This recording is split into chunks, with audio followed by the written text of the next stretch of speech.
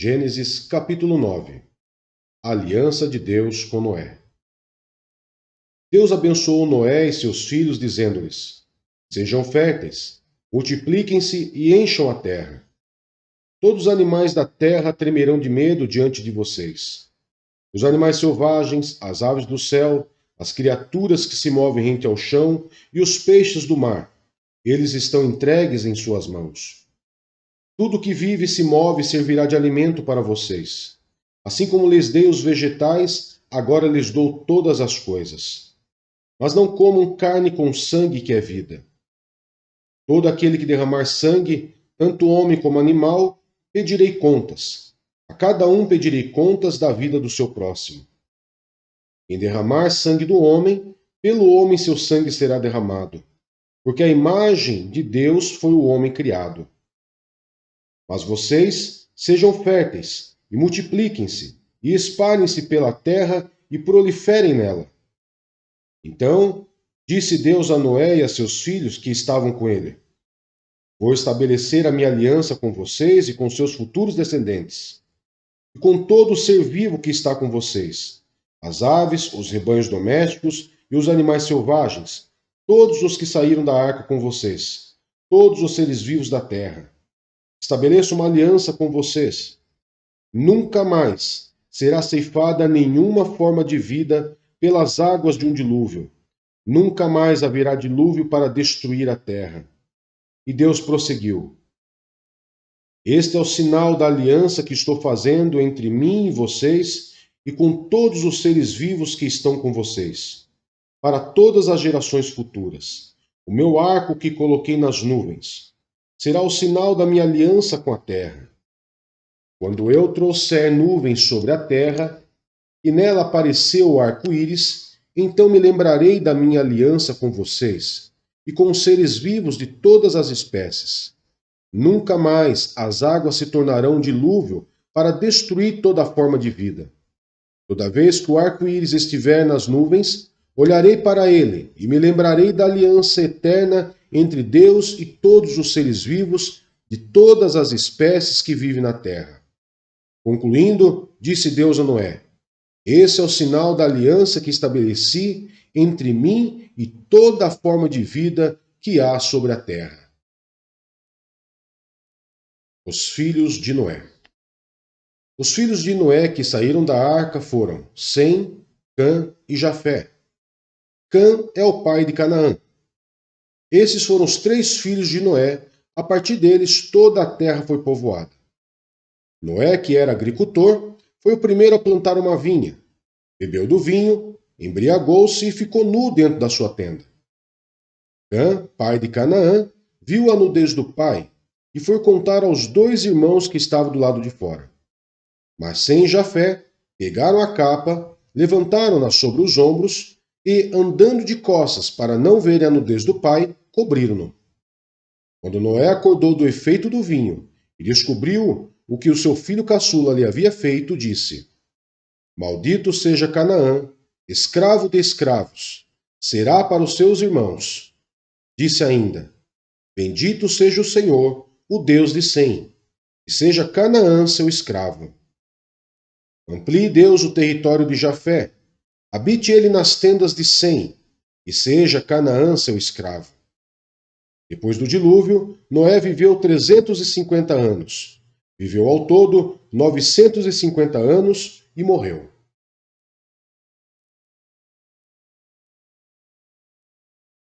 Gênesis 10. A origem dos povos. Este é o registro da descendência de Sem, Cã e Jafé, filhos de Noé. Os filhos deles nasceram depois do dilúvio. Os Jafetitas. Esses foram os filhos de Jafé: Gomer, Magog, Madai, Javã, Tubal, Meseque e Tirás. Esses foram os filhos de Gomer: Askenaz, Rifate e Togarma. Esses foram os filhos de Javã: Elisá, Tarsis, Quitim e Rodanim. Deles procedem os povos marítimos, os quais se separaram em seu território, conforme a sua língua. cada um segundo os clãs de suas nações. Os Camitas. Esses foram os filhos de Cã: Cuxi, Mizraim, Pute e Canaã. Esses foram os filhos de Cuxi: Sebá, Avilá, Sabitá, Ramá e Sabitecá. Esses foram os filhos de Ramá: Sabá e Dedã. Cuxi gerou também Nimrode, o primeiro homem poderoso na terra. Ele foi o mais valente dos caçadores, e por isso se diz, valente como Nimrode. No início do seu reino abrangia Babel, Ereque, Acade e Calné, na terra de Sinear. Nessa terra, ele partiu para a Síria, onde fundou Nínive, Reobote-ir, Calá e Rezém, que fica entre Nínive e Calá, a grande cidade. Mizraim gerou os Luditas, os Anamitas, os Leabitas, os Naftuítas, os Patruzitas, os Casluítas, dos quais se originaram os Filisteus e os Caftoritas.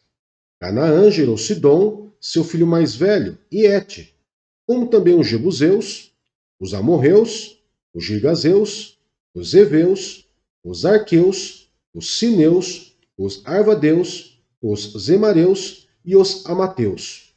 Posteriormente, os clãs cananeus se espalharam. As fronteiras de Canaã estendiam-se desde Sidom, iam até Gerar e chegavam a Gaza. E de lá prosseguiam até Sodoma, Gomorra, Adimá e Zeboim, chegando até Lasa. São esses os descendentes de Cã, conforme seus clãs e línguas em seus territórios e nações. Os Semitas.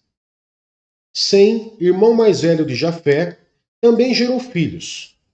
Sem foi o antepassado de todos os filhos de Éber. Estes foram os filhos de Sem: Elão, Assur, Afaxade, Lud e Arã. Esses foram os filhos de Arã: Uz, Geter e Meseque. Afaxade gerou Salá, e este gerou Éber. A Éber nasceram 2 filhos. Um deles se chamou Peleg, porque em sua época a terra foi dividida. Seu irmão chamou-se Joquitã. Joquitã gerou Almodá, Salefe, Azarmavé, Gerar, Adorão, Uzal, Dicla, Obal, Abimael, Sabá, Ofir, Avilá e Jobabe. Todos esses foram filhos de Joquitã. A região onde viviam estendia-se de Messa até Cefar, nas colinas ao leste. São esses os descendentes de Sem, conforme seus clãs e línguas, em seus territórios e nações. São esses os clãs dos filhos de Noé, distribuídos em suas nações, conforme a história da sua descendência. A partir deles, os povos se dispersaram pela terra depois do dilúvio.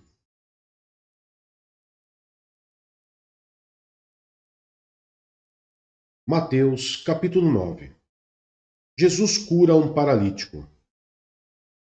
Entrando Jesus num barco, atravessou o mar e foi para a sua cidade.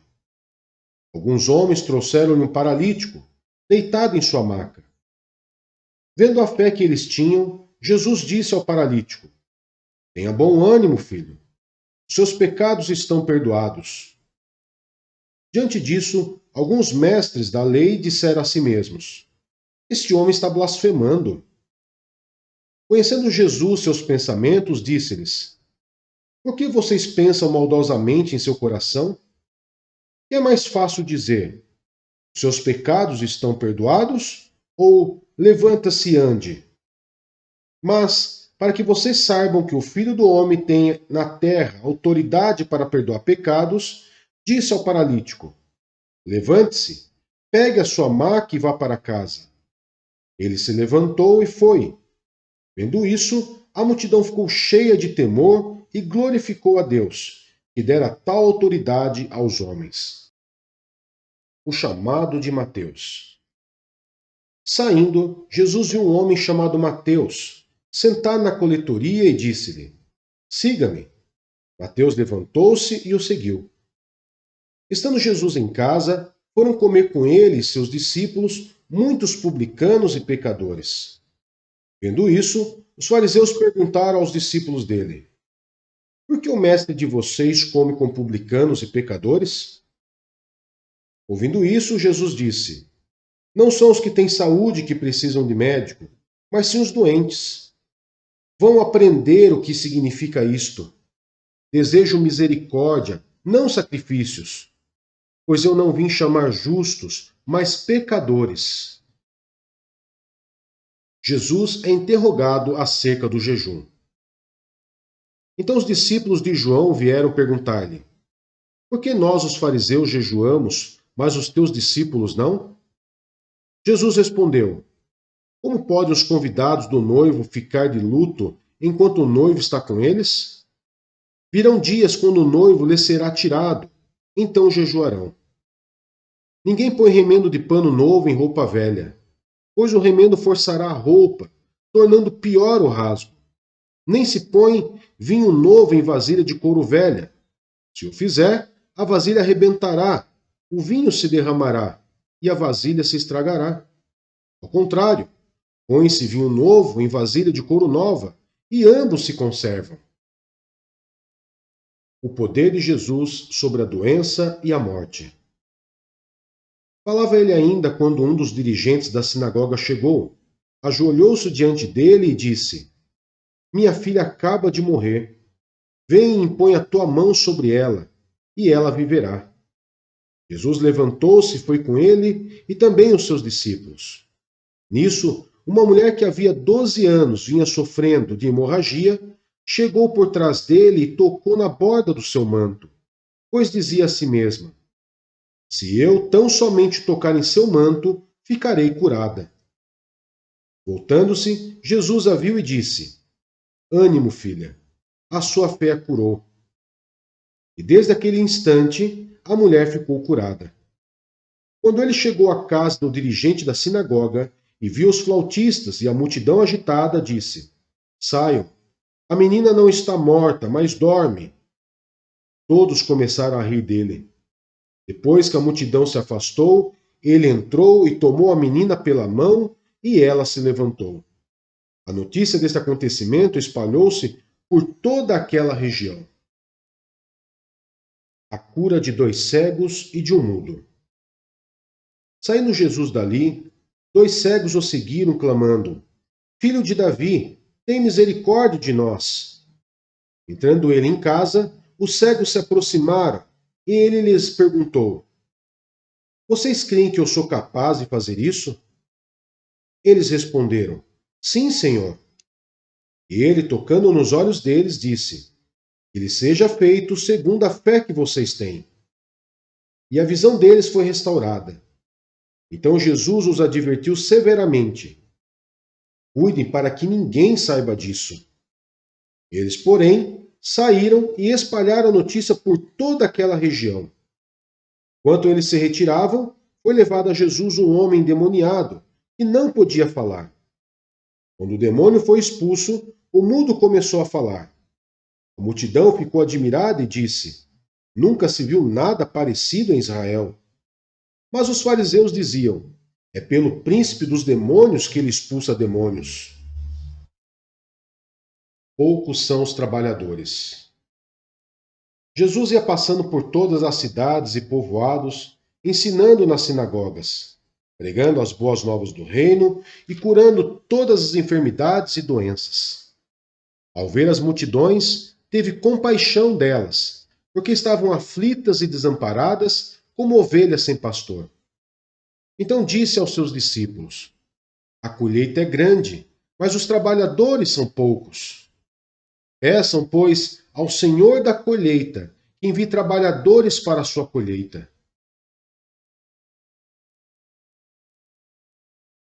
Esdras, capítulo 9. A oração de Esdras.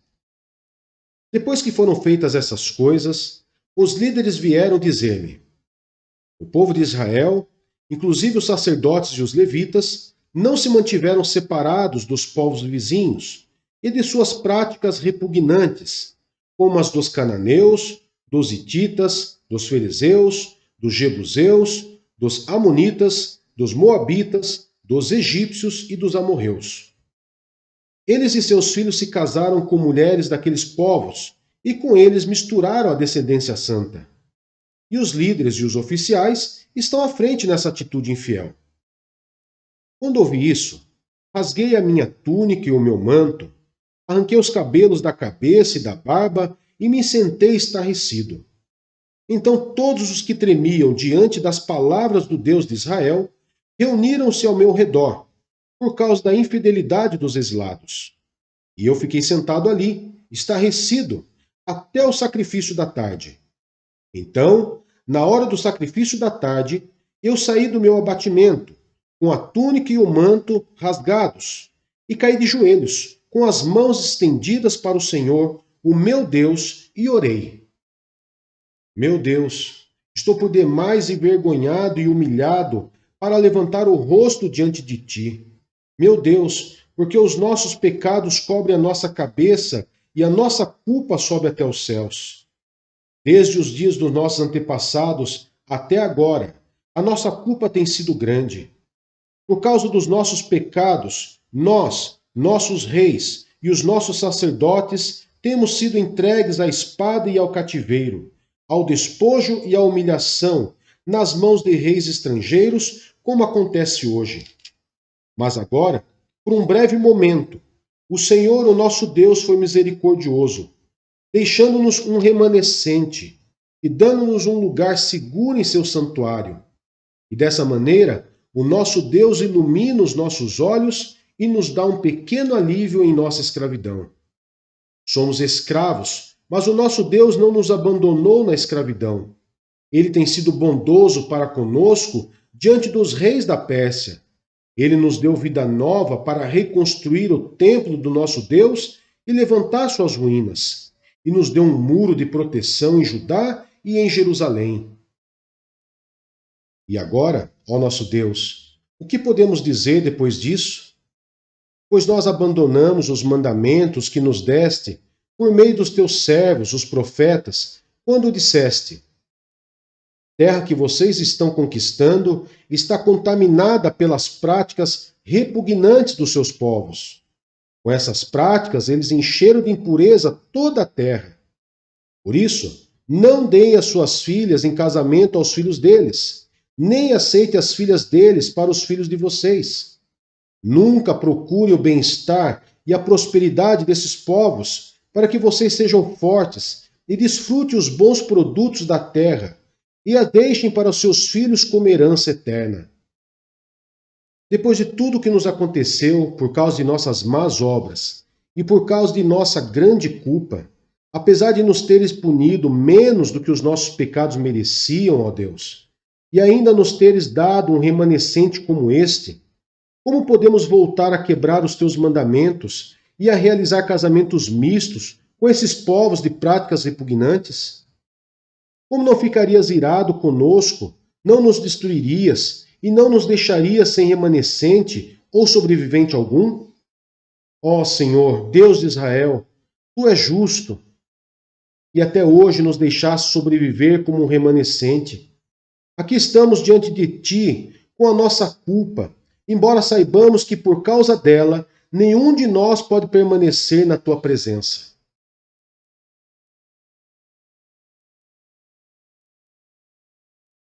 Atos dos Apóstolos, capítulo 9. Enquanto isso, Saulo ainda respirava ameaças de morte contra os discípulos do Senhor. Dirigindo-se ao sumo sacerdote, pediu-lhe cartas para as sinagogas de Damasco, de maneira que, caso encontrasse ali homens ou mulheres que pertencessem ao caminho, pudesse levá-los presos para Jerusalém. Em sua viagem, enquanto se aproximava de Damasco, de repente brilhou ao seu redor uma luz vinda do céu. Ele caiu por terra e ouviu uma voz que lhe dizia: Saulo, Saulo, por que você me persegue? Saulo perguntou: Quem és tu, Senhor? Ele respondeu: Eu sou Jesus a quem você persegue. Levante-se e entre na cidade. Alguém lhe dirá o que você deve fazer. Os homens que viajavam com Saulo pararam emudecidos. Ouviam a voz, mas não viam ninguém. Saulo levantou-se do chão e abriu os olhos. Não conseguia ver nada. E os homens o levaram pela mão até Damasco. Por 3 dias ele esteve cego. Não comeu nem bebeu. Em Damasco havia um discípulo chamado Ananias. O Senhor chamou numa visão. Ananias, eis-me aqui, Senhor, respondeu ele. O Senhor lhe disse, vá à casa de Judas, na rua chamada Direita, e pergunte por um homem de Tarso chamado Saulo. Ele está orando. Numa visão viu um homem chamado Ananias chegar e impor-lhe as mãos para que voltasse a ver. Respondeu Ananias, Senhor, tenho ouvido muita coisa a respeito desse homem e de todo o mal que ele tem feito aos teus santos em Jerusalém. Ele chegou aqui com autorização do chefe dos sacerdotes para prender todos os que invocam o teu nome. Mas o Senhor disse a Ananias, vá, este homem é meu instrumento escolhido para levar o meu nome perante os gentios e seus reis, e perante o povo de Israel. Mostrarei a ele o quanto deve sofrer pelo meu nome. Então Ananias foi, entrou na casa, pôs as mãos sobre Saulo e disse, irmão Saulo, o Senhor Jesus que lhe apareceu no caminho, por onde você vinha, enviou-me para que você volte a ver e seja cheio do Espírito Santo. Imediatamente, algo como escamas caiu dos olhos de Saulo e ele passou a ver novamente. Levantando-se, foi batizado e depois de comer, recuperou as forças. Saulo em Damasco e em Jerusalém. Saulo passou vários dias com os discípulos em Damasco. Logo começou a pregar nas sinagogas que Jesus é o Filho de Deus. Todos os que o ouviam ficavam perplexos e perguntavam, não é ele o homem que procurava destruir em Jerusalém aqueles que invocam este nome? E não veio para cá justamente para levá-los presos ao chefe dos sacerdotes? Todavia, Saulo se fortalecia cada vez mais e confundia os judeus que viviam em Damasco, demonstrando que Jesus é o Cristo. Decorridos muitos dias, os judeus decidiram de comum acordo matá-lo, mas Saulo ficou sabendo do plano deles. Dia e noite, eles vigiavam as portas da cidade a fim de matá-lo. Mas os seus discípulos o levaram de noite e o fizeram descer num cesto, através de uma abertura na muralha. Quando chegou a Jerusalém, tentou reunir-se aos discípulos, mas todos estavam com medo dele, não acreditando que fosse realmente um discípulo. Então Barnabé o levou aos apóstolos e lhes contou como, no caminho, Saulo vira o Senhor, e lhe falara, e como em Damasco ele havia pregado corajosamente em nome de Jesus. Assim, Saulo ficou com eles, e andava com liberdade em Jerusalém, pregando corajosamente o nome do Senhor. Falava e discutia com os judeus de fala grega, mas esses tentavam matá-lo. Sabendo disso, os irmãos o levaram para Cesareia e o enviaram para Tarso. A igreja passava por um período de paz em toda a Judéia, Galiléia e Samaria. Ela se edificava e, encorajada pelo Espírito Santo, crescia em número, vivendo no temor do Senhor. Enéas e Dorcas. Viajando por toda parte, Pedro foi visitar os santos que viviam em Lida. Ali encontrou um paralítico chamado Enéas, que estava acamado fazia 8 anos. Disse-lhe Pedro, Enéas, Jesus Cristo vai curá-lo. Levante-se e arrume a sua cama. Ele se levantou imediatamente. Todos os que viviam em Lida e Sarona ouviram e se converteram ao Senhor. Em Jope havia uma discípula chamada Tábita, que em grego é Dorcas, que se dedicava a praticar boas obras e dar esmolas. Naqueles dias ela ficou doente e morreu, e seu corpo foi levado e colocado num quarto do andar superior. Lida ficava perto de Jope, e quando os discípulos ouviram falar que Pedro estava em Lida, mandaram-lhe 2 homens dizer-lhe, não se demore em vir até nós. Pedro foi com eles, e quando chegou foi levado para o quarto do andar superior. Todas as viúvas o rodearam, chorando e mostrando-lhe os vestidos e outras roupas que Dorcas tinha feito quando ainda estava com elas. Pedro mandou que todos saíssem do quarto. Depois ajoelhou-se e orou. Voltando-se para a mulher morta, disse: Tabita, levante-se. Ela abriu os olhos e, vendo Pedro, sentou-se. Tomando-a pela mão, ajudou-a a pôr-se em pé. Então, chamando os santos e as viúvas, apresentou-a viva. Este fato se tornou conhecido em toda a cidade de Jope, e muitos creram no Senhor. Pedro ficou em Jope durante algum tempo com um curtidor de couro chamado Simão.